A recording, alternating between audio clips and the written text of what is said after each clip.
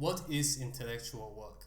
First of all, you can use intellectual work more or less precisely. So, on the one hand, you can refer directly to the individual actions you've taken as constituting intellectual work, but on the other, you can also say that you work an intellectual type job. So, basically, a desk job or a white collar job. So, you've done 6 hours of intellectual work today, i.e., you were at your desk doing something for 6 hours, even if most of the time you are just going through the motions. That's all fine, that's just how language works. There's no need to be so strict about it. But of course, not everything you do at work is at the core of your job. For example, some admin work is not at the core of an engineering job, even if it does need to be done. Figuring stuff out is. So now, what is intellectual work precisely? We can define it analogously to physical work, the distance you've moved an object times the force you use to move it. So intellectual work, or you can call it cognitive work, would be the result of the cognitive process that led you to figuring something out times how hard it was. If, for example, you're writing something, there is some physical work that is typing, but mostly it's figuring out on the go what to write next. So the total of this whole process of figuring out what to write next is the intellectual work you've done writing that piece. By the way, this example is also interesting because if you know just about exactly what you want to write, then the intellectual work is not much by any metric. The physical work is obviously the calories burned through typing, which is even less, but sitting for hours typing is still hard. So where did this energy go? And I think the answer is that there's just a large mental toll to sitting for hours alone without any external stimuli. It's all just psychological fatigue, which is very different from physical fatigue, and frankly the word fatigue almost seems inaccurate, but that's a tangent. Something to note here is that this channel is not glorifying intellectual work. Intellectual work is just something you have to do in certain professions and in life. In fact, if you can, you want to minimize it as much as possible. Check out my video how much of your work is actually intellectual. Overthinking is also intellectual work. Paralysis by analysis is also intellectual work. You do figure stuff out, only that it's not something that is exactly productive to figure out. You're not putting your effort into the most important thing you need to do to get the desired outcome.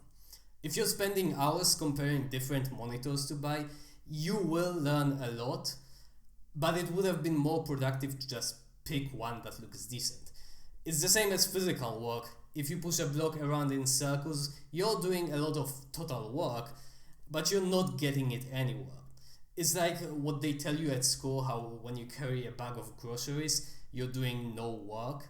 In a simplified world, yes. In reality, you're of course burning energy, but the point is that you're not contributing meaningfully to the lifting of the bag, even if you're getting exhausted. Things shouldn't feel just hard, they should feel like you're pushing things forward, and there's resistance coming from that. Everything you do should take you one step further.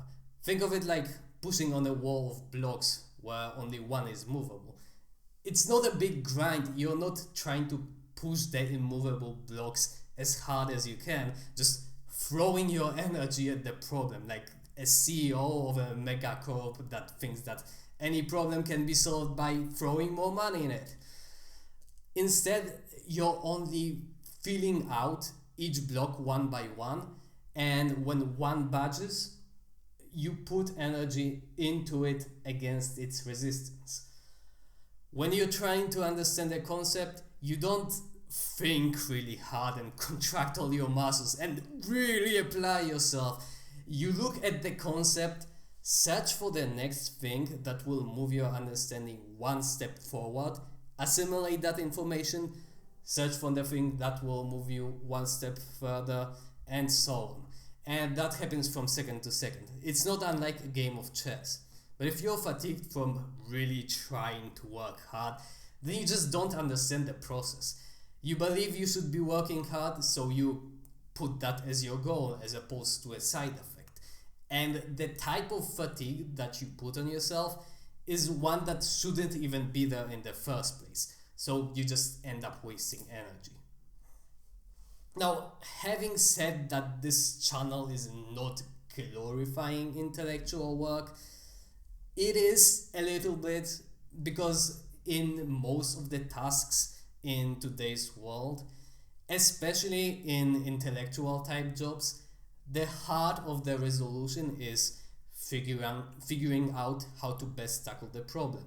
And that needs to be done through authentic intellectual work. And you need to be able to recognize what seems like it needs to be done, what's the standard approach, and what is the actual heart of the problem, and if there is a way to achieve that elegantly and even almost effortlessly. The thing is, intellect can be leveraged almost infinitely, whereas there is only so much physical work that one person can do. Especially if you want to stand out from a crowd, there's only so much more physical work that you can do. Even when the task at hand is not particularly intellect based, making changes to the meta, improving the process, making it more efficient, which in the long term will add up to greater results, even if it requires pulling some resources away from actually producing results in the short term, that is intellectual work. And now in a desk job, well, check out my video, don't strive for productivity, strive for max learning. That doesn't mean that more intellectual work is always better.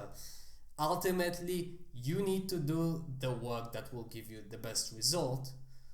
But if you're not performing intellectual work in a scenario where intellectual work is what pushes things forward, then you're most likely not contributing meaningfully and driving the process.